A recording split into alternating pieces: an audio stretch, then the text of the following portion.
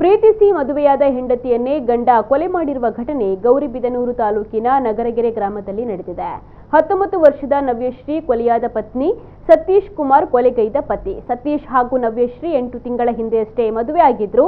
ರಾತ್ರಿ ಕುಡಿದು ಮನೆಗೆ ಬಂದಿದ್ದ ಸತೀಶ್ ಬಳಿ ಪ್ರತಿನಿತ್ಯ ಕುಡಿದು ತಡವಾಗಿ ಮನೆಗೆ ಬರ್ತೀಯಾ ಯಾಕೆ ಎಂದು ನವ್ಯಶ್ರೀ ಪ್ರಶ್ನೆಯನ್ನ ಮಾಡಿದ್ದಾಳೆ. ಇದೇ ವಿಚಾರದಲ್ಲಿ ಮಾತಿಗೆ ಮಾತು ಬೆಳೆದು ನವ್ಯಶ್ರೀಗೆ ಸತೀಶ್ ರಾಡ್ನಿಂದ ಹೊಡೆದಿದ್ದಾನೆ. ತೀವ್ರವಾಗಿ ಗಾಯಗೊಂಡಿದ್ದ ನವ್ಯಶ್ರೀ ಅವರನ್ನ ಸ್ಥಳೀಯರು ಆಸ್ಪತ್ರೆಗೆ ಕರೆದೊಯ್ದರಾದರೂ ಕೂಡ ಅಷ್ಟರಲ್ಲಿ ಆಕೆ ಸಾವನ್ನಪ್ಪಿದ್ದಾಳೆ ಎಂದು ತಿಳಿದು ಬಂದಿದೆ. ಈ ಬಗ್ಗೆ ಗೌರಿಬಿದನೂರು ಗ್ರಾಮಾಂತರ ಠಾಣೆಯಲ್ಲಿ ಪ್ರಕರಣ ದಾಖಲಾಗಿದ್ದು ಸತೀಶ್ ಕುಮಾರನ್ನ ಬಂಧಿಸಲಾಗಿದೆ.